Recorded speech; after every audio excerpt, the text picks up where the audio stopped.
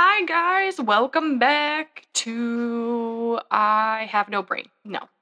Mother's Mysteries. I'm your host, Cece, here with my co-host, Colleen. We are back at it again. Whoop whoop. With another episode that's not on the FLDS. We're moving on, guys. Yay. I'm sorry, that was a 3-week saga. I'm not sorry. I feel like I did a good job with that, but Yes. But there's a lot more to unpack and there is so much more to unpack. That is 3 weeks, and that was a really just skated over scratching version. scratching the surface. I could have done probably 3 more weeks on what's just going on in Short Creek since he went to prison. So but that's okay, guys. That is for another time. Maybe down the line we'll do a bonus episode. Maybe I'll do one and archive it, and if you guys want it, we'll put it out. I don't know. But no more FLDS talk. This one is a lot lighter. Not gonna say super light. This one's a lot lighter, guys. We're gonna dig into some old Hollywood this week. Yay. And the upcoming weeks, those of you who are on our Facebook group know I kind of put out a rough schedule of what we're gonna do for the next few weeks. That's probably gonna flip-flop around because Elvis Week is coming up, you guys, and if any of you know me personally, you know my love of Elvis, and I celebrate Elvis Week like it's Christmas. So I might move some stuff around to give Elvis some due respect. And we should have did this in August because the film came out, but the weekend that voters. the weekend that this is the beginning of Elvis Week, so that's why I was like I wanted to wait, but I was gonna say, is the Wizard of Oz festival that week? Yeah, it's the Sunday before Elvis Week. I mean, this was I just saw the date. It was August 25th. Yeah, because I was thinking, oh, July 25th, that's a special day. Yes. And it came out in August 25th, 1939. We're talking about The Wizard of Oz this week, by the way. A film that is very near and dear to my heart. If you guys didn't know because of the old Hollywood stuff, I like old Hollywood. This movie is my entire childhood wrapped up in a movie. This and Gone with the Wind coincidentally came out the same year, which is another childhood movie of mine. Don't judge my family. They made me watch Gone with the Wind as a child. I love old Hollywood anyway, but like this movie is just like fuzzy and warm. It's like a warm blanket. It's my comfort movie. If I'm having a really, really, really crappy day, it's either this or Gone with the Wind, and sometimes it's both because it's like chicken noodle soup in a warm blanket for me. It's Gone with the comforting. Wind is so long. I will block out the 4 hours of my life to come down from whatever panic I'm having and sit and watch that. The last time I was watching Gone with the Wind, I'm like, geez, how long is this movie? 4 hours. 4 hours of the American Saga. And I was watching it by myself.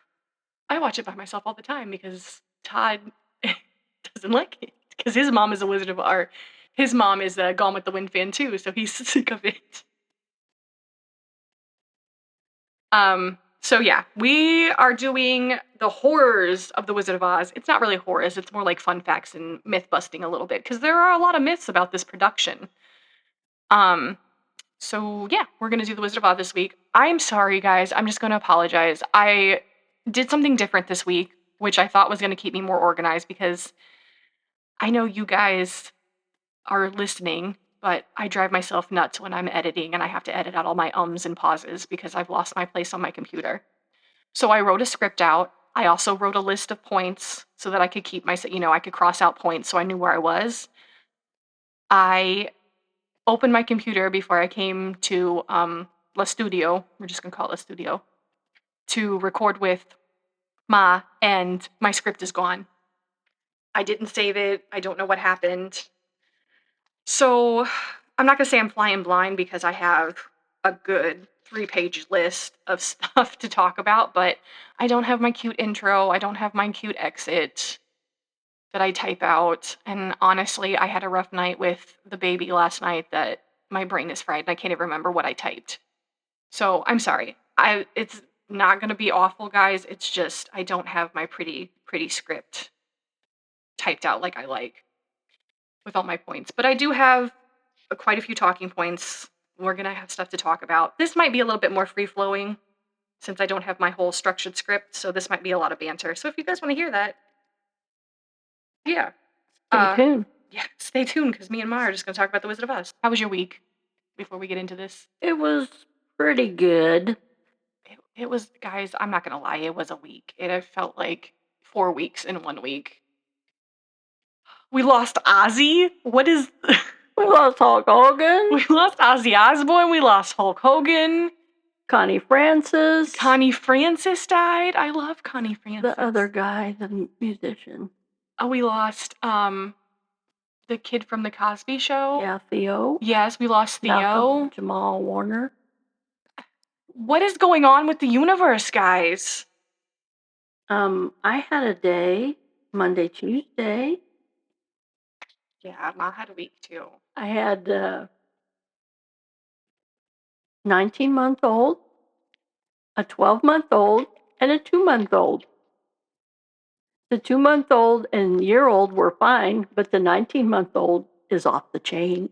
She's a carbon copy of her mom. Yes, she is. And work went pretty well. I just got a mindset now that there's stuff going on in my work. I'm not going to get into detail, and it's rough on me. And my company is expecting me to do it, and I'm doing it. I'm their puppet now. I'm their robot. Let's get this work done. I'm doing it by myself. She's doing it. She's a hardworking mom. And I was getting stressed about it and everything. And I'm like, just do it. It's your job. You know, if you want out, then get out. But I got a little bit of a raise, and I'm going to sign up for a 401k. I should have did that a long time ago, 7 years almost 8 now when I started, but I didn't. But anyway, there's that. And I just got in my mind now, it's my job. I got to do it. Mom, it didn't raise no quitters. We don't quit. You may see me down, but you'll see me get back up again. That was me in healthcare where I was like, I hate this job, but I'm not going to quit. I'm going to do it. No, I didn't. I had rough days in healthcare. I have rough days in the job I do now, but you keep going. You keep going because it's not about you. It's about the people you take care of. I just had a really long week, guys. Work wasn't awful. My job is not awful. I have very, very few complaints about my job. I love my job. I'm a behavioral therapist. I work exclusively with kids on the autism spectrum. And I love it. I honestly didn't think I would like it when I started, and the first job I took after I got my certification, I wasn't happy with, but I found a good spot. I found a good group of people. I have a good group of kids. I mean, it wasn't my kids that I didn't like. It was the company I worked for. But anyway, that's besides the point. I had a good week at work. It's just been a week. I don't know how to explain it. It's just been a week. Okay, let's ease on down the road. I knew she was going to do that. I had a birthday. Maybe that's why. Maybe my impending elderliness has me. Right. Yeah, I'm over 30, guys. Just pray for me. Okay. Enough of that. Let's get ease on down the road. Let's get into the horrors of The Wizard of Oz. Welcome to Mother's Mystery. Oh, yeah, I forgot to do that. Okay. For anybody who hasn't seen The Wizard of Oz, I would hope all of you have seen it. It is a American classic. But for any of you who have not, Ma is going to read a synopsis of the plot before we start talking about all the fuckery that happened with the production. This is just, I don't know, it's... Anyway, here we go. The Wizard of Oz is a 1939 American musical fantasy film produced by Metro-Goldwyn-Mayer, MGM. Based on a 1900 novel, The Wonderful Wizard of Oz by L. Frank Baum.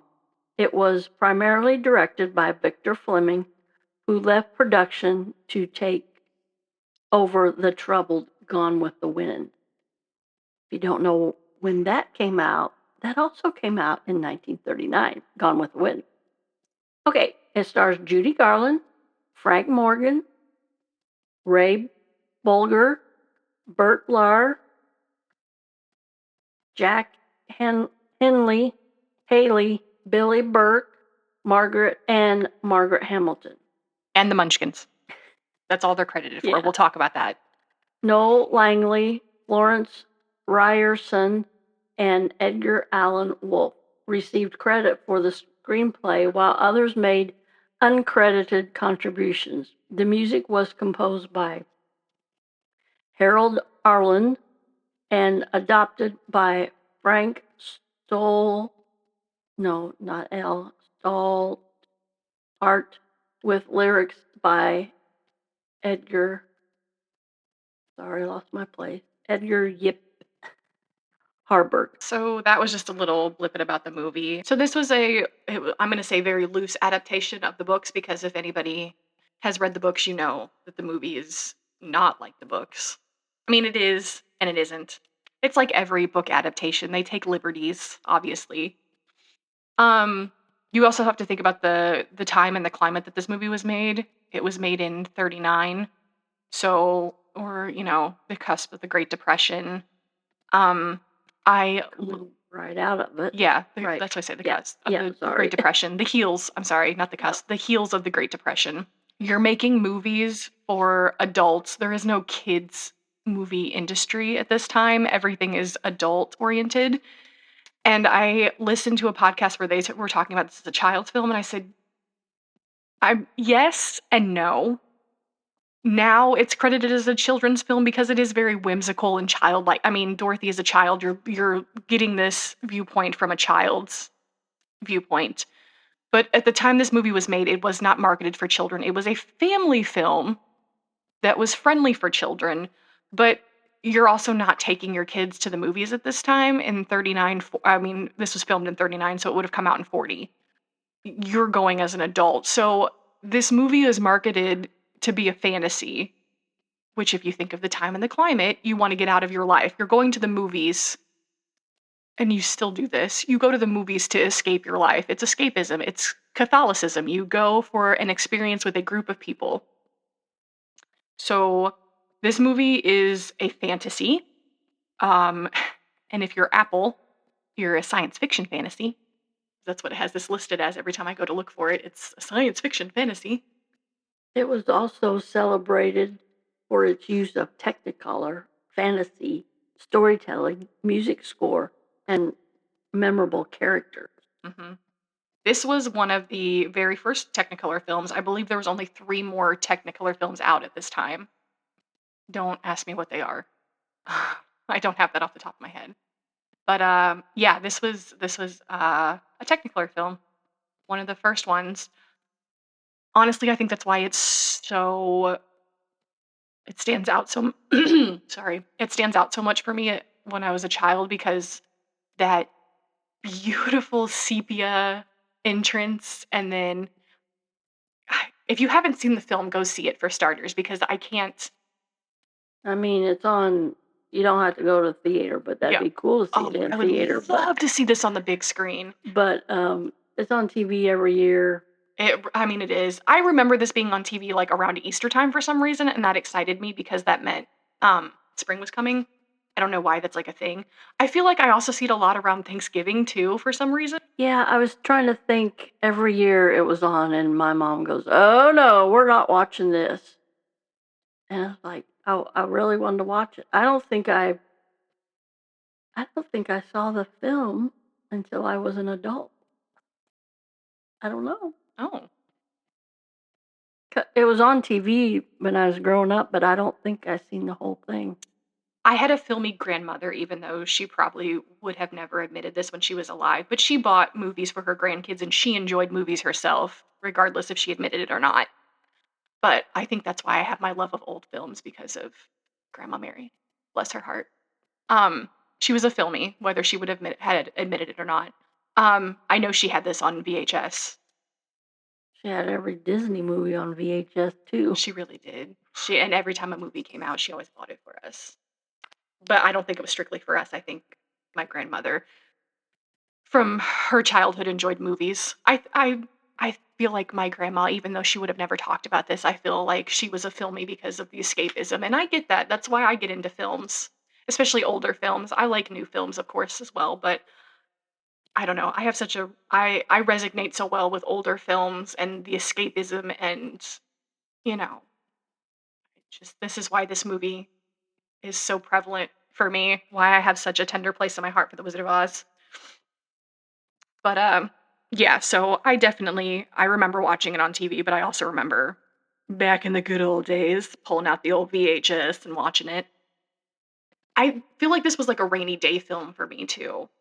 Like I'd be at grandma's house, it'd be raining, we couldn't go outside and play or get in the garden or, whatever we did because, we're a bunch of dirty country folk around here. Um so I feel like we'd, pop on The Wizard of Oz and hang out. I'm going to put this in there, and Courtney's going to elaborate a little bit more on it. While the film was significantly popular at the box office, it failed to make a profit until its 1949 re-release, earning only $3 million on a $2.7 million budget, making it MGM's most expensive production at the time. Yeah, Didn't Gone with the Wind go over that? Oh. They were way over budget But on Gone that. with the Wind wasn't an MGM film. That Okay. was because I don't feel like MGM would have competed with its own movie at the time. Like that's not. Right. I mean, there were a lot of independent production companies at the time that are no longer around anymore. So Right. Paramount sticks out to me for some reason. They might have the rights to it now, but okay. Anyway, enough about my trip down, childhood lane and all my fond memories of this movie. Okay, my first blip it to talk about. Um, Shirley Temple was looked at to play Dorothy. Yes, What? she was.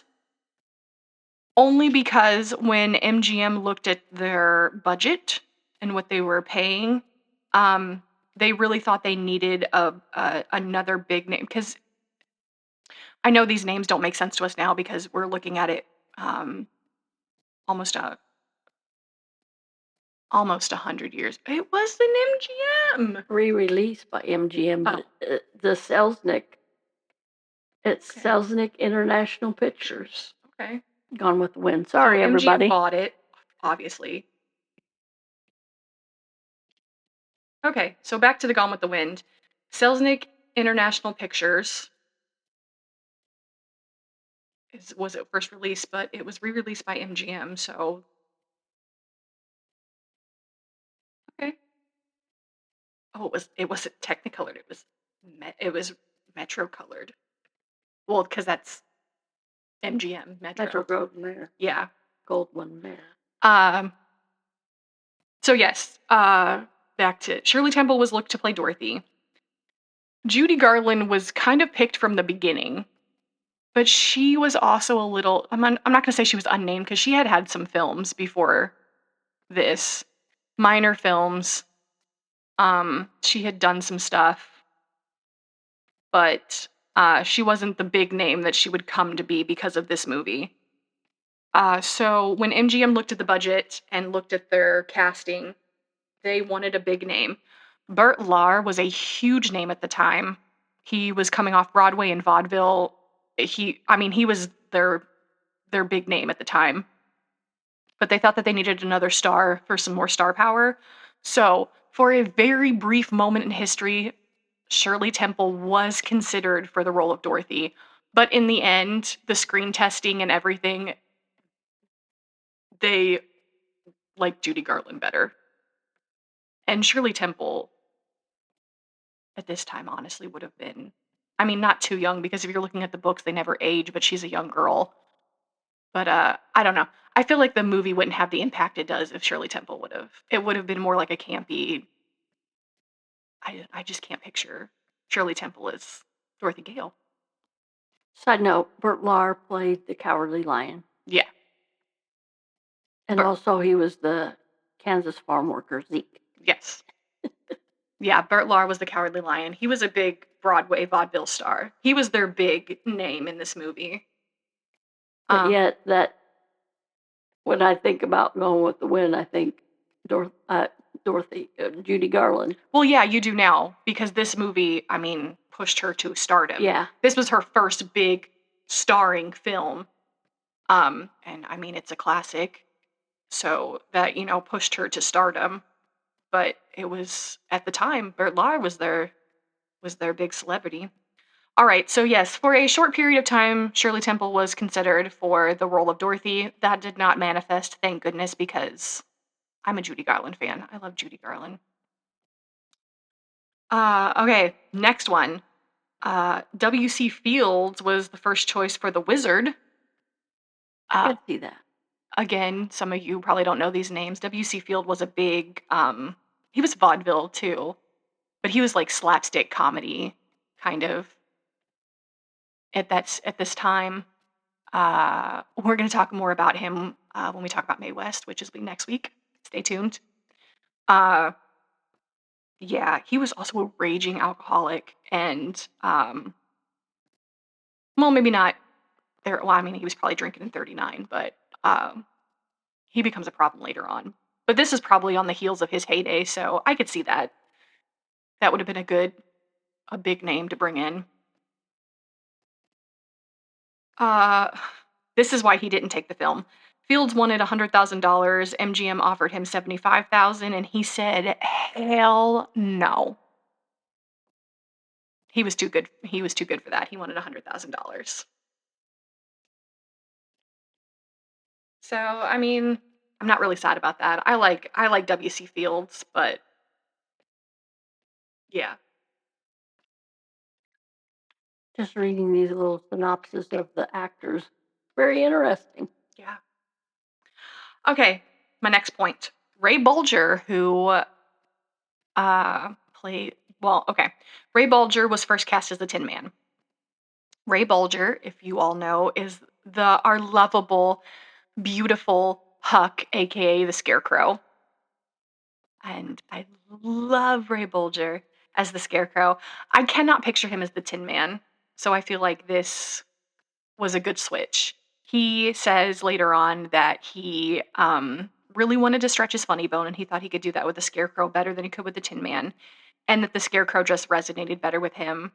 And at the time, we're going to talk about it next, so I'm not. Buddy Epson was first. Buddy Epson was a better Tin Man fit at the time, which we'll talk about that. My next point, Buddy Epson was originally casted as the Tin Man. So after the whole switch thing, Buddy Epson, which if you don't know, he is of Beverly Hillbillies fame. He wasn't doing that at this time, but he would go on to do that. So Too early. yeah. Side note, Ray Bolger was an American actor, dancer, singer, vaudevillian, and stage performer who starred in his movie career in silent film era. A lot of these early actors come out of vaudeville and Broadway, which makes sense. Frank Morgan also did that. I know Frank Morgan from vaudeville. He played the Wizard of Oz in the end, or Dr. Marvel. Yep. But Buddy Epson, who would later go on to be famous for the Beverly Hillbillies, was first casted as Tin Man. No, he did not have an allergic reaction to the makeup. That is a huge myth. He did have complications with his makeup, but it was not an allergic reaction per se. The Tin Man costume, he writes in his book that he was the guinea pig for the Tin Man costume. They didn't know what they were doing. They didn't know how they were going to simulate metal. So they were kind of like, try this on, do this. We're going to use this makeup. We're going to use that makeup. He went through a lot of trials. And I tell you this to tell you that he had already pre-recorded all of his songs for the movie and done all the choreography for the movie. He was ready. They were ready to film. And they finally decided for his makeup that they were going to do clown white makeup and powder over it with aluminum powder, which at the time everybody used. And there's another, I'll talk about it here in just a second, but I don't want to elaborate on it. That was commonly used in mines or miners to help fight cirrhosis of the lungs, aka black lung. they use that in changing rooms. There's a whole lawsuit about it where they would pipe in aluminum powder to coat their lungs so that they wouldn't get coated with the coal or whatever from the mines. That is not the case. You still get the same effects with this Yes. aluminum powder. It doesn't help anything. It is not a medical treatment. But anyway, so they were powdering Buddy Epson's face with aluminum powder to give him that um, shiny metal facade. Because of this, he was about 3 weeks into production. It was very early. He was having issues breathing. He said he couldn't move his limbs very well. He was having issues focusing. He goes home one night after production and he says, this is a quote from his book. He said, "I took a breath and nothing happened." And so he was rushed to the hospital. When he got there, he was blue. He was barely hanging on to life. Um, he had to be put in iron lung. He was basically having this celiac reaction because he was breathing in this aluminum dust. So in the process of this, he ends up in the hospital. Obviously, he's in an iron lung for many, many weeks. After the iron lung, he has to convalesce somewhere else because he's having issues. MGM gets pissed. They're like, "We want our star. We're not holding up production anymore." They're calling him while he's in the hospital, talking to his doctors. Like, "No, he can't be sick. He's got to be on set. No, he's not." And even the makeup artist, costume designer was like, "No, I used pure aluminum powder. He can't be sick." Like, Wow. yeah. So They didn't know back then. 1939, folks. that doesn't excuse this, but Right. yes, they didn't know. Yeah. So yeah. Um, so MGM just gets pissed and they get fed up and they said, "Fine, we're done. We're gonna find somebody else." So they fire Buddy Epson, which is really sad, and they replace him with Jack Haley. The reason they went with Jack is because he was contracted through um, Fox now. And in his contract, it basically stated, "We can call you and give you any film and you kind of have to accept because it's within your contract." He was a contract actor, which was a thing back then where they would just have people on contract and if they needed them for a movie, they would just pull them. So in his contract he had basically, "We're going to call you, offer you a film and you really can't say no because it's part of your contract." So MGM was like, "Hey, do you have any contract players?" They're like, "Oh yeah, we got this Jack Hanley." And he's like, "Cool, send him over." So because of Jack's contract with Fox, he couldn't say no. So that's kind of how he ended up with the Tin Man, which I could not picture it any other way because I love Jack. He's a hottie, by the way. I will fight anybody on that. He was an American actor, comedian, dancer, radio host, singer, drummer, and vaudevillian. He was best known for his portrayal of the Tin Man and his farmhand counterpart, Hickory, in the 1939 Metro-Goldwyn-Mayer film, The Wizard of Oz. I love Jack Haley. I think he's hot. I could not picture anybody else as the Tin Man. I love him. Side note, he's from Boston, and I love his Boston accent and that they don't try to cover it up in the movie. And you can fight me on that because when that man says, "They forgot to give me a hat," that's Boston. Yeah. And then I love how the rest of the cast is like, "No hat?" Like they go with it too. But anyway, yes, so that's how we get our Jack Haley. The first concepts and filming of Dorothy, she was a blonde. Oh my. This is very true. You can easily look this up. There are screen pictures of her in a blonde wig. Because this play went through 4 different directors and an ass ton of rewriting, an ass ton of shooting. That's part of the reason this budget was so huge because they had to they would switch out directors and they would change the script. And that's another reason this movie has kind of the legend and the backstory it does because it just changed hands so many times. So, yes, there were some early scripts where Dorothy was not a little girl and she was kind of a blonde bombshell, which wasn't a thing yet, but it was starting to because Hollywood was and still is in some senses a misogynistic world.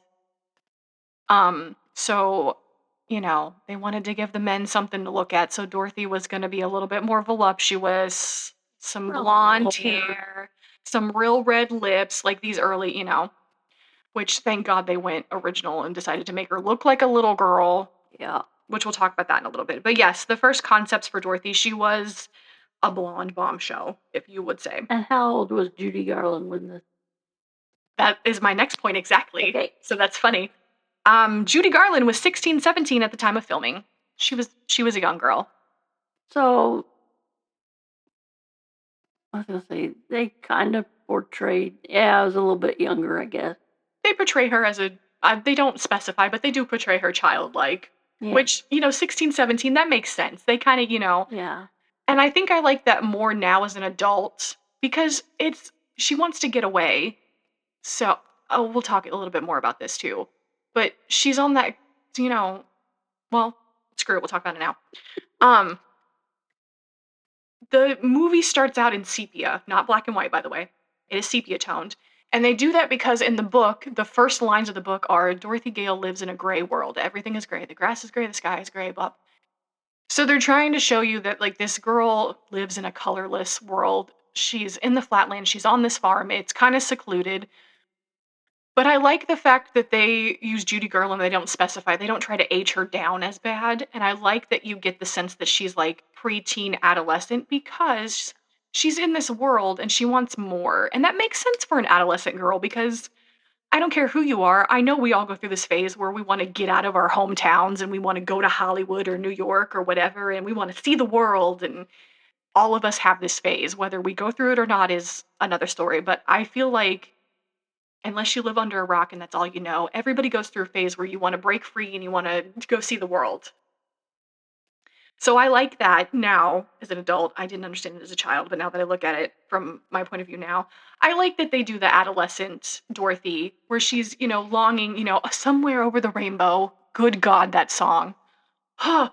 I just said it and it gave me a chill. Anyway, she's longing for more. And I like that they give her that adolescent look and they stick with it because she's an adolescent girl longing for more. That makes sense to me now as an adult. It doesn't make sense to do like a 6-year-old little girl being like, I want to go over the rainbow and I want to see the world. And I mean, I guess it does, but for me, it just clicks better when you think about, 16, 17, 15, 16, 17-year-old girl being like, I don't want to be on this farm anymore. I want to go over the rainbow and I want to see the colors and. It also, with me, it resonates like 12, 13, 14. Yeah, that adolescent, Yeah. that cusp of a girl that's coming into womanhood. Yes. And she wants more. Yep. So yeah, I love that they don't age specify, but like I said, that girl on the cusp of womanhood longing for more, it makes sense and it resonates with me. Even as a over 30-year-old woman, I'm like, yes, Dorothy, go over that rainbow and see the world. Can I read this synopsis about Judy Garland? Sure. An American actress and singer possessing a strong contralto voice. She was celebrated for her emotional depth and versatility across film, stage, and concert performance. Garland achieved international recognition for her portrayal of Dorothy Gale in The Wizard of Oz, 1939. She did. We could do a whole episode on Judy Garland herself. I love that woman. Sure. I don't care what anyone says. Oh, yes. That was about the time. Yeah, that was probably her MGM headshot. Wow. That poor woman had a life. Ugh. God. Ugh. That woman had a life. But anyway, I mean, we could probably do this for all the characters. It wasn't all rainbows, but Right. Judy Garland just resonates with me too. Anyway. Anything on Billy Burke? You got any? I don't know if I have anything on Billy Burke. Okay. But I could do a whole episode on Billy Burke too. She was a star. She was an American actress who was famous on Broadway and radio and in the silent and sound films. She is best known for her she is best known to modern audiences as Glinda the Good Witch of the North in the MGM film musical The Wizard of Oz. We could do a whole episode on Billy Burke too. I love her Broadway repertoire. Her voice is amazing. I'm sorry, everybody. You're hearing more of my voice this episode because this is history. This is history to me, and I love history. And Courtney has enlightened my world on old Hollywood, and there's history there, of course. Oh, I could have just done an entire podcast on old history. Right. I love this stuff. We could have done a whole podcast on old history and would have had enough to talk about. But anyway, I digress. So yes, Judy Garland was 16, 17 at the time. My point for this one was she was heavily corseted to give her that childlike body. That is a she goes to talk about that later about how awful that was, which I mean I can understand. She's a 17-year-old girl, she's coming into her bosoms and they're like no. So yes, but it'd be awful. How'd she sing? Right? You can sing in a corset. I know, but it depends on where the corset is. If they're just doing it for compression, you can still sing because you're singing with your. Yeah. A good singer is singing with their belly, not their chest. But anyway, so yeah, my point with that one was Garland was 16 and 17 at the time of production. She was heavily corseted to give her that childlike look. I don't hate it. I know there's kickback for that, and I'm sure as a 16-year-old girl she hated that, but I just gave you my view on that. I love that adolescent girl longing for more. I love that. My next point is the film is not like the books. We already talked about this. It's like any book. They take liberties. Bert Lahr, the Cowardly Lion, was paid $2,500 weekly. This was a contract clause because in his contract he had written that he had to work a minimum of 5 weeks for filming. I believe he carried that throughout his career. I know he didn't do. I think that was a contract thing throughout his entire career, was a 5-week work minimum, that he wouldn't do a film unless he had at least 5 weeks of work, which makes sense. But that was okay because the film took 26 weeks to film. So what he contracted for was a minimum of 5 weeks. He got 26 weeks. So he got 21 more weeks than he was contracted for. What one was I reading before we got on air? Signed up for 3 weeks and worked for 3 months? Oh, Margaret Hamilton. Yeah, I was just. Yeah, she came on I was just reading her synopsis and it was like, it wasn't her. Yeah, Margaret Hamilton was the last one to be casted. She came on right before they started production, and she originally was only supposed to do 3 weeks of work and ended up doing 3 months. Yep. She's so pretty. That I have a point about her too. So since we're on the Cowardly Lion and Bert Lahr, I got a couple more points. The Cowardly Lion makeup took 2 hours to get into every day.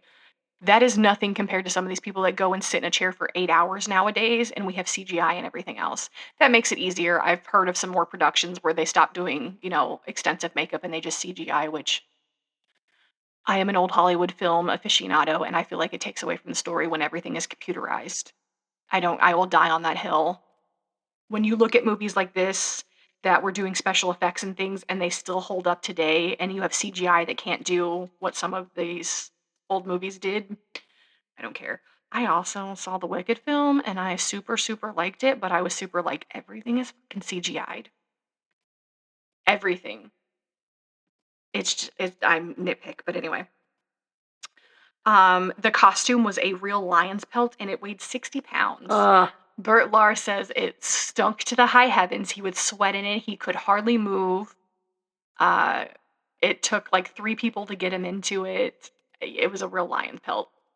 Lahr was a Broadway and vaudeville star.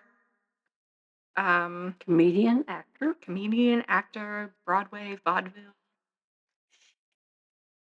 Vaudeville, by the way, for some of you who don't know, is how we get our sketch comedy nowadays. But they were like traveling shows where they would go on and they would do little skits. There was music, there was dancing, there were skits, it's comedy. It was a variety show, but that's where we get our modern day like skit comedy from. Yes. Okay, my next one. Myth. The actors all hated each other. They did not. Maybe they bumped heads during production. You're with these people 26 weeks of production. You're with these people every day for 16, 17, 18 hours a day. You're going to rub elbows. You're going to rub people the wrong way every now and then. I'm sure there were little scats. 26 weeks is half a year, Mhm. or a little more than half a year. Like 6, 7 months, Yeah. 8 months. Yeah. So I'm sure you're going to have little scats. They did not hate each other. Judy Garland has nothing but fond memories of Burt Lahr and Jack Hanley and Ray Bolger. Later on in her life, when she has the Judy Garland show, she brings Ray on, and they talk about the Wizard of Oz, and they have nothing but fond memories of it. There's a big myth that Jack Hanley could not stand Judy Garland. This is not true. Judy Garland's daughter, Liza Minnelli, goes on to marry Jack Haley's daughter, or daughter. Judy Garland's daughter marries Jack Haley's son, Jack Haley Jr. They don't hate their family, but anyway. And it said that Judy Garland had a hard time taking Margaret Hamilton, the Wicked Witch, seriously because she was so nice off camera. Mm-hmm. That wasn't her persona to be wicked. She was nice. Yeah, I hear this all the time that the cast hated each other. I mean, like I said, you're working with these people for 7 months every day. The only person I've ever heard the entire cast in its entirety talk badly about is Victor Fleming. And I could do a whole nother thing on Victor Fleming too. He was a raging asshole. He was terrible. Lots of other films he worked on, people hated him.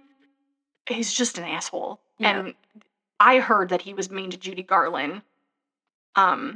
So yes, I also know from Gone with the Wind, because I'm a huge Gone with the Wind fan too, which is kind of funny, that Vivian Lang has issues with Victor Fleming. Victor Fleming calls her a fat cow. What? Yeah. Vivian Lang, Scarlett O'Hara, picture it. Victor Fleming tells her she has to turn a certain way because she looks like a fat cow on camera. Well, he looks like a mean old Victor Fleming in this.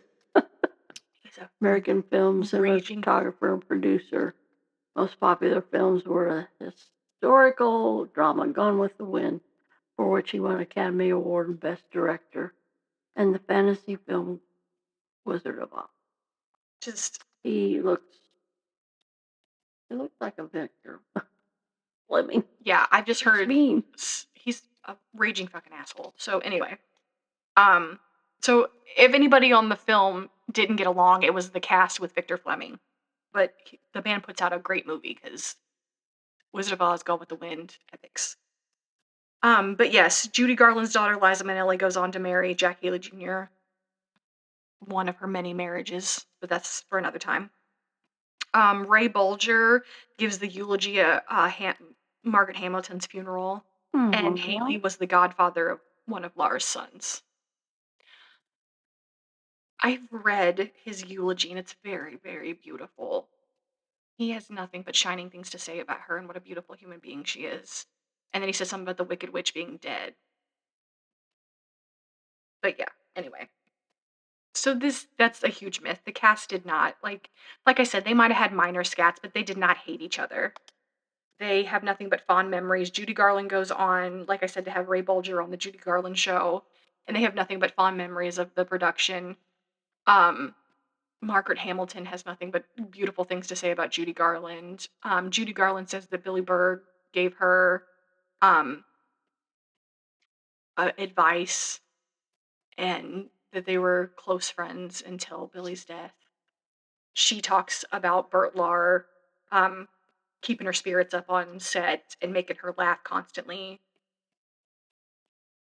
Yeah, they said that there was a minor issue between her and Jack Haley, but I feel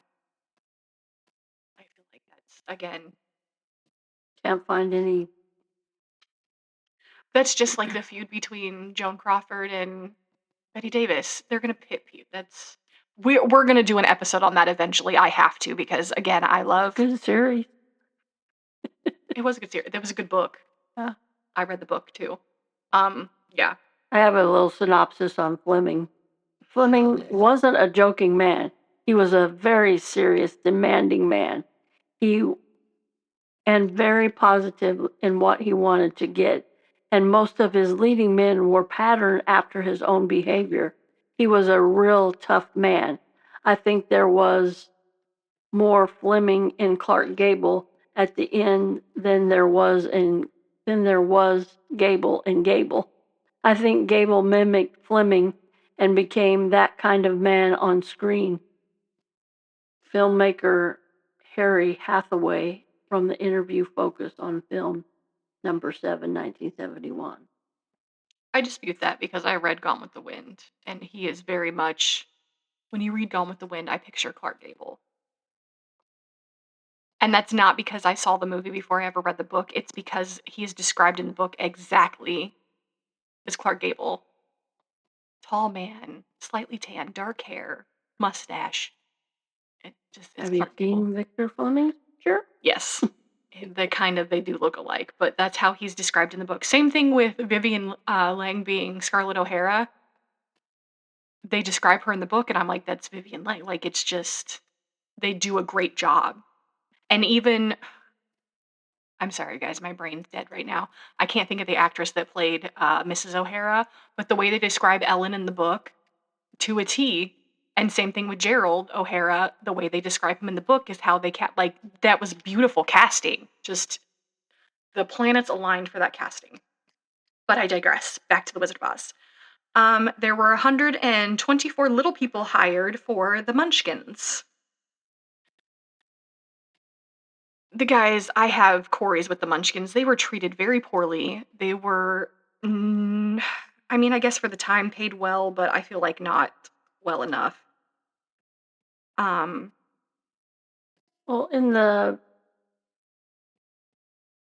they're not even. They're not credited as actors. They're credited as the Munchkins, just and as a whole, which I feel like isn't fair. And I was reading something. Sorry, I read stuff and then I don't save it or whatever. It said the midget troop, and I'm like, what? Yeah. Which again, we don't use that word anymore. That was the time. I know. Same thing with Gone with the Wind and the Help. Because they don't even, like the cast, they don't even really include the It's the Munchkin troop, or it's the midget troop. No, I think it's the Munchkin troop in the movie. When you look at the credits at the beginning, I think it's the Munchkin troop. Oh, and then here they have, it said the cast, and it's Judy Garland, Jack Hay. We just went over those, and then down below it says the Munchkins. No, they. Oh, do they? Well, now they might. Yeah, they've picked out several. Yeah, now they might break it down. But if you watch the movie in the beginning, I believe I just watched the movie the other night too, and I can't even remember now. They're either credited as the midget troop or the Munchkin troop. Yeah.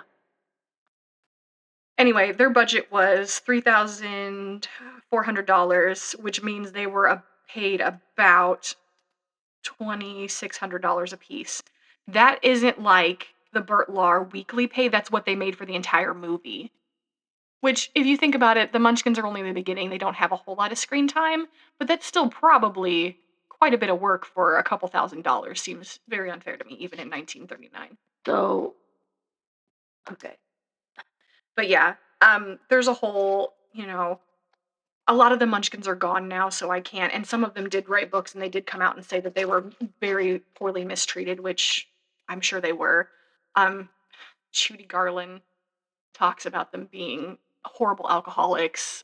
They were all put up in a hotel very, very close to MGM Studios, and she said that they would get drunk and have parties every night, and the cops would have to come gather them up in a butterfly net.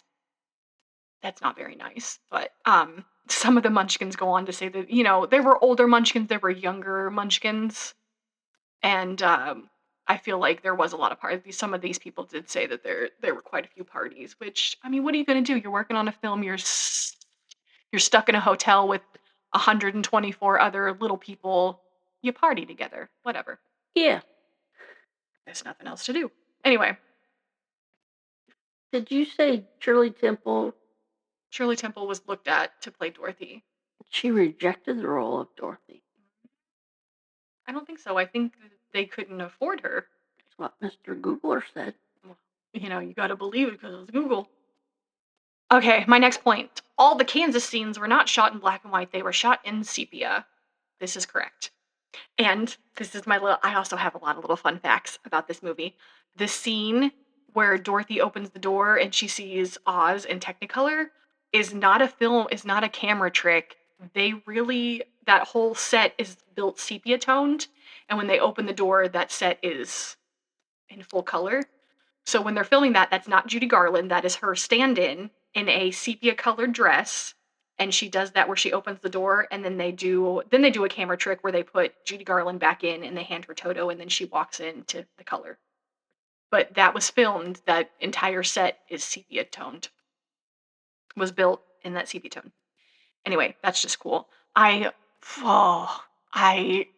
talking about it, I close my eyes and I picture that scene. That scene stood out to me so much as a child when it's all sepia tone and they open that door and it's just this beautiful, vivid world of color.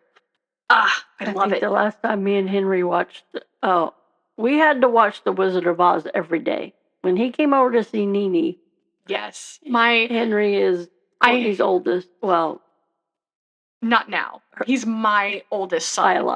Biological son. But my two oldest children, my stepson Charlie and my son Henry, are both Wizard of Oz fans, and I love that. So yeah, I don't know. One day we were watching it, it was like, Henry, look, when she walks through that door, it's all color. And he goes, oh yeah, he was probably 5 at the time. Yeah. 4 or 5. Yeah. I had to watch that movie every. Nene, can we watch Wizard of Oz? I'm like, okay.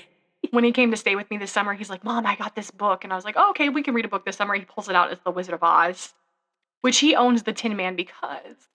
Okay, I get a little personal. There is a festival really close to us every year. It's a Wizard of Oz festival. And we've gone to it after COVID. I found it before COVID. COVID happened. It was closed for a couple years. So we went the first year it reopened after COVID. And I took Henry because, of course, I shared The Wizard of Oz with him, and he's a fan now too.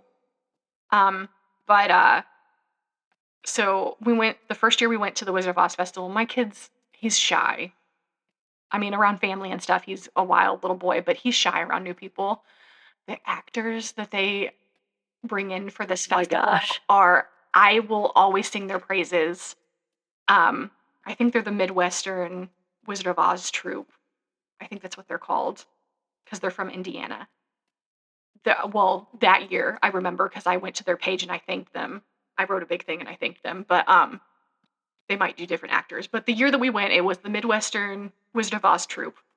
They came in and did the acting. They have a Dorothy, a Scarecrow, a Tin Man, a Lion, a Wicked Witch, a Glinda. They had an Oz, and they had the Oz Guard. Yes. Because they had an Auntie Em and an Uncle Henry, but I think they're local people that come and do that. And they had a lady dressed up as Miss Gulch before the Wicked Witch. But anyway, it's the Wicked Witch, Glinda, Dorothy, Scarecrow, Tin Man, Oz, and the Guard that came from this troupe. Anyway, so Henry loves the Tin Man. He has always loved the Tin Man. That is his favorite. The first year we went, he was very shy. I kind of had to force him because there's picture opportunities where you go up to these actors and you say hello. They'll sign your stuff for you if you want, and you take a picture with them.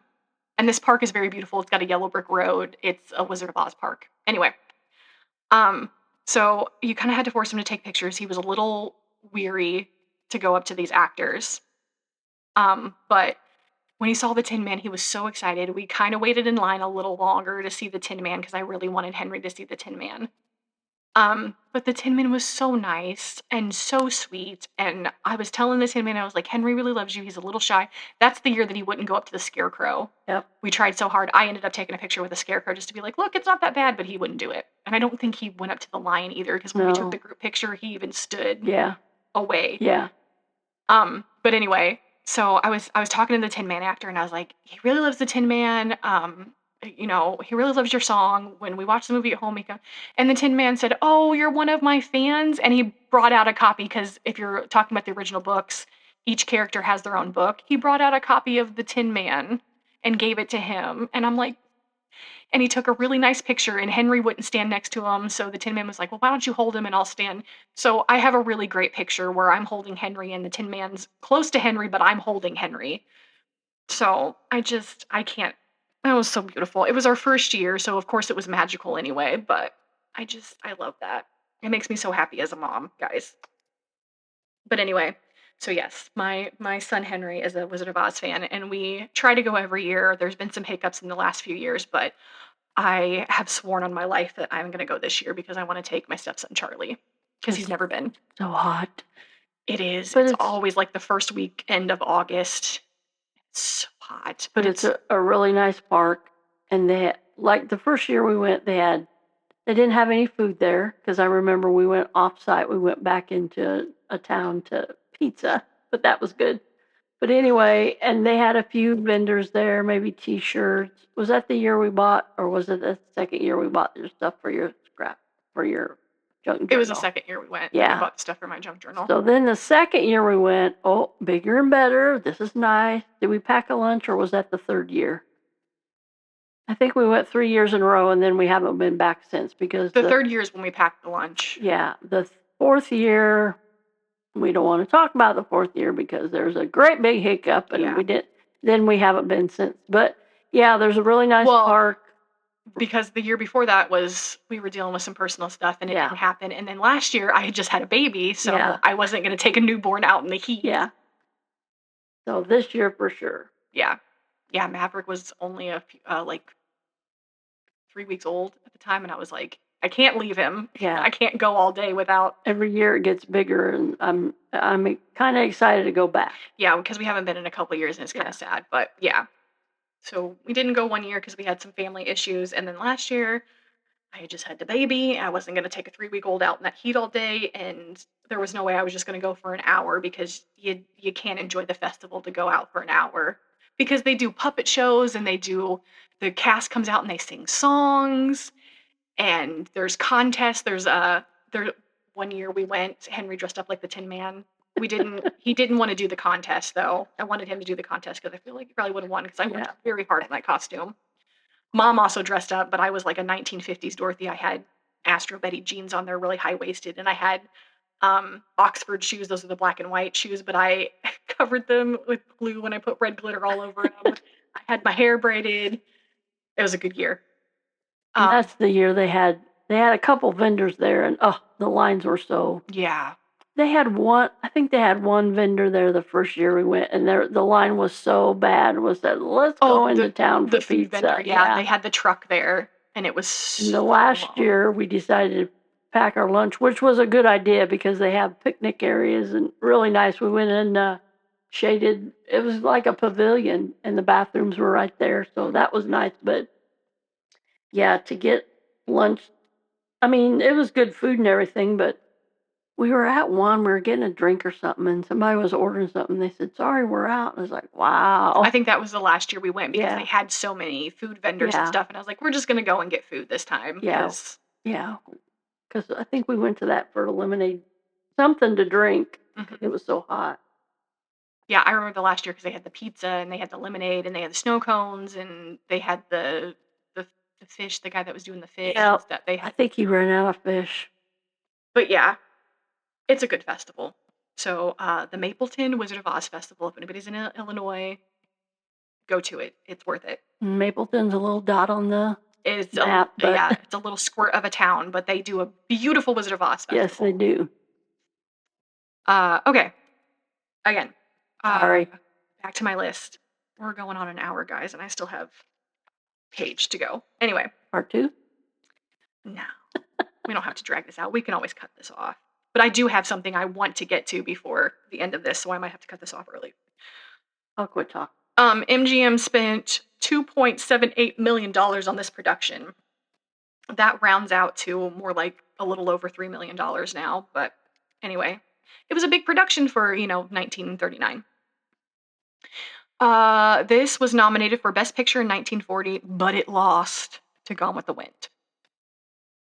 Victor Fleming left the production of Wizard of Oz to go do Gone with the Wind. We already kind of talked about that. Toto was a female dog. Terry. Her name was Terry? Yes. Toto was a crane terrier named Terry, and she was 5 years old. 100 dogs were tested for this role, but Terry won out. Of course. It took 12 takes to get Terry to do that little run down the yellow brick road. Aw. Terry was paid $125 a week. Wow. Terry made some good money for a dog. Yeah. Terry appeared in 17 other films. Wow. I don't know those films. I couldn't find them, but apparently Terry had her own movie career. So Nice. good for you, Terry the Terrier. My next point, Ray Bulger and Jack Haley made $3,000 a week. That was it. Nice. I couldn't find out what Judy Garland made, and from her backstory and her mother and her handlers, I feel like she probably made squat because she was paying everybody else.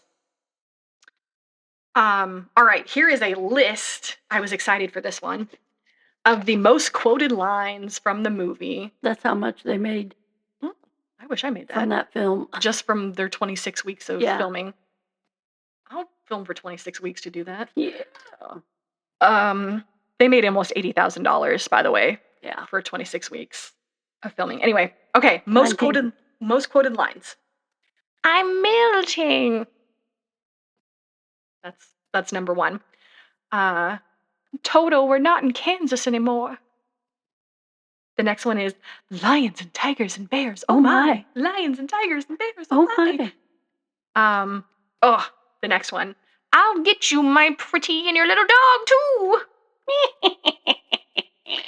Those were the most quoted lines. Some of the films that have used these lines are Field of Dreams, Who Framed Roger Rabbit, Nightmare on Elm Street, Spaceballs, The Matrix, Avatar, Swinger, and Twister. Sorry, I can't read my own handwriting. Yep. So those are this is probably in the top 5 of one of the most quoted movies I've heard. The ruby slippers were made of 2,300 sequences.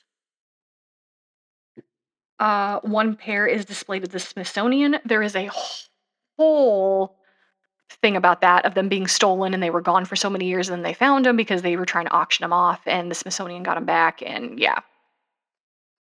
Your card has that on it in your junk journal. Mm-hmm. But they are on display at the Smithsonian now. One pair. Okay, this myth. The horse of a different color was dyed with Jell-O. He was not dyed with Jell-O. He was dyed with vegetable dyes, but, and it took 2 horses to get that, because they would do one color, bring in the other color, and then they would go clean the horse, dye him a different color, and bring him back in. Oh, Lord. It's a whole production. I think there's only like 3 or 4 colors he goes through because it's a whole thing. But because they're vegetable dyes, there are scenes where you can see where the horse is turning his head like he's trying to nip his shoulder or something. It's because he's licking himself because it's vegetable dye. Nice. Yeah, so they did have issues with the horse wanting to lick himself. Okay, this is one of them I wanted to get to, and I'm glad I am. The myth of the hanging munchkin. Okay, I'm gonna tell you guys, I did this research for you. If you're watching on HBO, I don't know if it's the same for everything, but I was watching on HBO because The Wizard of Oz is on HBO Max right now. 51 minutes and 22 seconds in, if you pause, you see something in the background. It's not a hanging munchkin. No munchkin killed himself. They didn't leave it in the movie, guys. That is a huge myth. If you're watching the scene, there are peacocks and cranes walking around in the background. It's to create the fantasy mythical land. Right. It is a waiting crane that's in the background that's split by a tree. It's not a hanging munchkin. It probably looks worse in the original films because now you're watching it in like HD and everything else. Right. But it's a walking crane, guys. If you guys want to check it's 51 minutes, 22 seconds in. I paused and looked. It's a walking crane. It's not a hanging munchkin. No munchkin killed themselves on the set and they left it in. That's morbid. They would never have done that. That would have never gotten past the censors at this time. But it is a walking crane. It's a bird. Guys, it's no munchkins hurt themselves. I'm not going to say no munchkins were harmed, but no munchkin harmed themselves in the filming of this movie. And they didn't leave it in. Mother's mystery solved. Yeah, Mother's mysteries busted. Anyway, I already knew that, but I did the research for you guys. I watched the movie and I I zeroed in and watched, and I paused at the right time, and I wrote down when I paused it. All right, my next point. MGM spent $4.9 million to promote this film. They went on a huge campaign to promote The Wizard of Oz, which makes sense because they're trying to get their money back. That's a lot of money in 1939. Yeah. That's a lot of money today. They made the cast go on tour. They had elaborate posters. This is another thing with the Munchkin abuse. They were like, get your costumes on and go promote our film. Get your little Munchkin asses out there. MGM was really mean about that. Margaret Hamilton talks about having to put on all that makeup again and like go do stuff. So it's a whole thing. It took 22 men 1 week to make the poppies for the poppy scene. Which I'm just estimating like they're working 8 hours a day. That's a lot of poppies. But anyway. Also on that note, the poppy scene, it is a huge myth that the poppy scene, it is asbestos they're sprinkling down on them. It is not asbestos, guys. I know that kind of fits with the time, but it's something called Gemson, and if you spin it and you like drag it out, it's like a cottony substance. So they're not raining down with asbestos. It is Gemson. But I will tell you that part of Jack Henley's Tin Man costume was asbestos lined, so they don't get scot-free off of that one, but they're not raining asbestos down on their actors. Of course, they didn't know at the time how dangerous that was, but it is not asbestos they're raining down on them, guys. I was probably exposed to more asbestos than those actors. Not the Tin Man, but Yeah. I used to do something in grade school. I had no idea it was asbestos. We all did, not all of us, but certain students. We had asbestos over the piping in our school. It was over the like old radiator boiler piping. Insulation. Yeah, and we used to pick at that in the library when we were bored. I can tell you when I was in high school, there was a big stink because my high school was older. And they were getting ready to redo the band room, and they were starting to take, because band room has risers, they were starting to take the risers apart, and they found asbestos, and it was a whole thing. Yeah, the establishment that I worked for before I had this job, the tile on the floors were asbestos. Yeah, I'm almost guarantee it. Anyway. I have a thing on Judy Garland's pay. Oh, okay. Share. Judy Garland was paid $500 a week for her role as Dorothy in The Wizard of Oz. Her total earnings for the movie amounted to $9,583, which was considerably less than her male co-stars. Well, no shit. Yeah. Yeah. She made about as much as the Munchkins did. Wow. I mean, I always knew she was paid less because that's Hollywood. They always pay females less than males, but. Okay, guys, I have 2 more points and then we're going to wrap this up. Should I give him the darker one first, or should I give her I'll end on the lighter one. Yes. Okay. Yes. Because the lighter one's my favorite anyway. But this production was plagued with accidents. So we've got the Buddy Epson thing. Jack Henley had issues with the makeup too. He didn't have allergic reactions, but like they caked his makeup on and he had skin issues after this production. There's also a lot of practical effects, is what you would call it. So when we're talking about Margaret Hamilton, the Wicked Witch, there is a scene where they're in Munchkin Land and Margaret Hamilton disappears through a trapdoor and there's pyrotechnics. Everybody can remember that because that's a huge one. So I'm going to set this up for you guys. The scene was supposed to be, she steps back, she initiates a trapdoor with a lever, she gets pulled down, and then the pyrotechnics go off. There's a smoke screen, she gets pulled down, and then the explosion is how it's supposed to happen. They did it. There were issues with that too because they were telling Margaret Hamilton, like, you got to tuck your elbows in because if not, this elevator, it's going to come down, you're going to break your arms. Like, It was scary. Margaret Hamilton said she had issues with this, but she, for the most part, was doing this and became unscathed. They had a perfect take on this, and she thought she was done with this stunt. And Victor Fleming, the fucking asshole that he is, was like, "Oh, no, no, no, we do it again."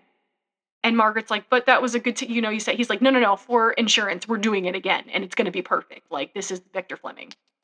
If that tells you anything about this man, Oh, I already have my perfect one, but we're going to do it again, and you're going to do it good too." So anyway, so she goes to do this stunt again. She almost misses the trapdoor and she falls, for starters. Then, like I said, it's an elevator, so it's lowering her down. The smoke goes off with no issue, but the pyrotechnics go off way too soon, and she ends up getting horrible burns all over her face and her hands. Her face are like first and second degree burns, they're not as bad, but her hands are third degree burns. She is wearing pounds of green makeup, ugh.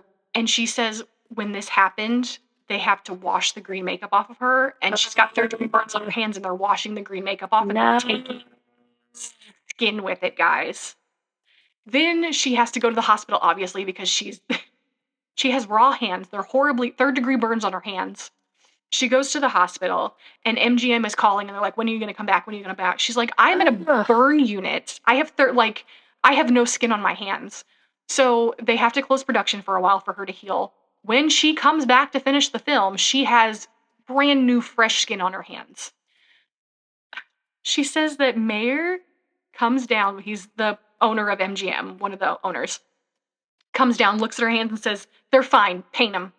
And she said, "No, I will not be doing that." So Good for her. yeah, she makes a big. She's like, I'll leave this production right now, and you can find another Wicked Witch. You're not painting over my freshly healed hands. I'm not doing that again. So if you look later on in filming, she has green gloves on, but she still has green. But she lost eyebrows and eyelashes, Ugh. third degree burns on her hands, lost skin. There was also issues with her stunt devil with that riding in the sky scene. Her stunt devil obviously does that, her stand-in. There were issues with the pyrotechnic on that where they went off too soon, and her stunt devil had permanent scarring on her legs from that because it was like an explosion and it went off wrong and it caught her dress on fire. And there's also a story where like she comes down and she's dazed. She doesn't the stunt devil doesn't know what happened at first. She's running on adrenaline, so she's not feeling her legs yet because they were horribly burned. And one of the costume girls comes to her and says, "Where's the hat? I have to turn that back in," because it like blew her off the. And then when they're taking her costume off, they're like, "Oh, look, you've ruined the costume. Like it was her fault that pyrotechnic did go off." And she was permanently scarred for life, guys. She had third degree burns on her legs and had scarring on her legs for the rest of her life. What terrible Right? movie I mean, it was brilliant when it was all said and done, but It like was horrible treatment. behind the scenes. Yeah. What did you do with the hat? I have to turn that back in. Bitch just survived an explosion. Calm down about your fucking witch's hat. Anyway, all right. So that's the bad one. I feel this horrible for that. God Let's bless. end on a high note. Okay, my high note is not a lot of people know this because I very rarely ever heard it talked about, but beautiful, beautiful. I follow a lady on TikTok. Her name is Tori. She does the Oz vlog. She is an Oz historian. She's consulted for the Smithsonian and some other places. Nice. She's great. She has so much history. If you guys get on TikTok, she does TikTok videos. She has a YouTube. She's got everything else. But I watch her on TikTok and YouTube. But anyway, she is amazing. We love you, Tori. We do. We love you, Tori from Ozvlog. You're awesome. She pointed this out to me. I kind of already knew it, but then like she made it more prevalent. But anyway, I don't hear a lot of people talking about this, so it's not very well known, but I know it and I'm going to share it.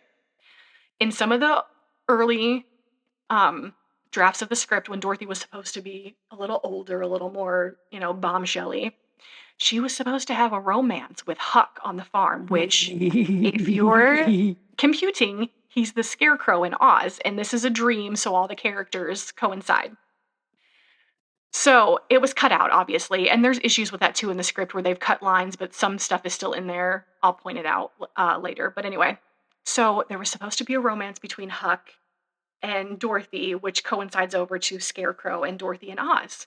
This also makes more sense at the end of the movie when she's saying goodbye to Scarecrow and she says, "I'll miss you most of all," because you're kind of like, well, bitch, why? You just met these people.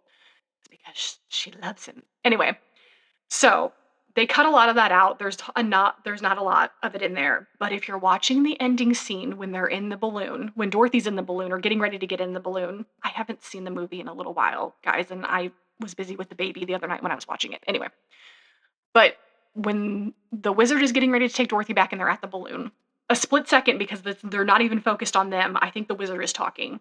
But if you look in the background, Dorothy and the Scarecrow are interacting.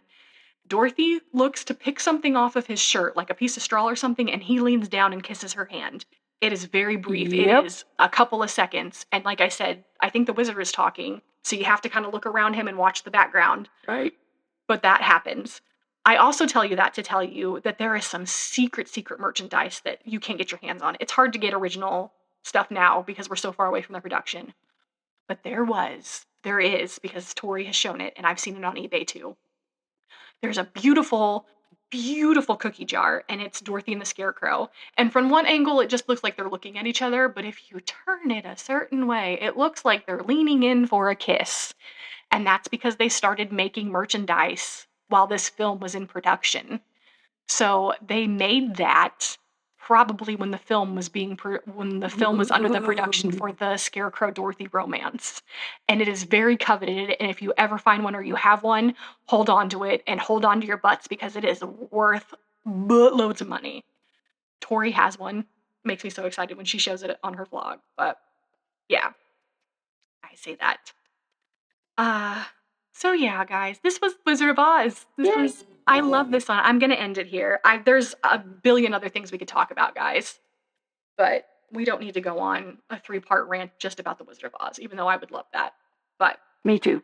I'm gonna end it with that. That was our myths and facts, guys. Bye, everybody. Have a great week. Yeah, thanks for listening, guys. I love this one. This is one of my favorites, but this is gonna lead into the old Hollywood epic that is Mae West next week, so stay tuned. I'm biased because I love Mae West. I know you kind of love her or hate her, but I love Mae West. We're going to talk about her next week, and it's going to be awesome. What social media platforms can you find us on? You can find us on the Facebook, Mother's Mystery Podcast. We have a group. Join us, talk to us. It's awesome. We have an Instagram, Mother's Mystery Podcast on Instagram. You can listen to us on Simplecast, Mother's Mystery Podcast, Apple, Spotify, iHeartRadio. That's all we have right now. YouTube. We have a YouTube channel, Mother's Mystery Podcast. I put up a video every week coinciding with our podcast. And the video is not our faces. Good God, I'm glad this week because I look like trash, guys. No, she doesn't. I have no makeup on. I'm wearing a shirt that's 3 sizes too big. Someday. My hair is awful. Anyway, no, it is just our logo and the audio, but it's just for those who don't have another platform to listen to. I want to branch out to all of you guys. But yes, we are on the Facebook, the Instagram, the YouTube, Apple, Spotify, iHeartRadio, and Simplecast is our website. We're still waiting for Odyssey to... We're still waiting. Odyssey. God, bring us to the masses. Help us. I think they're... I don't know. Because I listened to a sports venue on Odyssey, and they're like dwindling out of Odyssey. They're on another one. I don't know. There's so many on the list that I could go into, but I'm like, do I really need to go on every single one of these? And I'm like, yes. But I also feel like if our podcast picks up and goes, better, these other platforms want to pick us up. So, right. But anyway, that's what we're on. Follow us, like us, love us, leave a comment. I'm going to start putting our email address in the descriptions every week so you guys can reach out if you want. I'd love to hear from all of you. But if you really want to get talking and you want to get talking to some other fans, join our Facebook group, guys. I have polls up there, discussion post. There's a brief little schedule of what's coming up. So if you guys want to be like, I want to listen to that or I don't want to listen to that, please listen to all of them. But I mean, I get it. If it's something you don't want to listen to, I understand. Not your cup of tea. I get it. But yeah, so I've got a little schedule up there of roughly what we're going to do and when they're going to come out. Like I said, I might take some liberties and switch some of that stuff around just because Elvis Week is coming up and that man deserves his due respect. So yeah, guys, thank you for listening. Thank you for listening to the horrors of the Wizard of Oz on Mother's Mysteries. Thank you very much. Come back next week for another one on Mae West. Yes. All right, CC out, guys.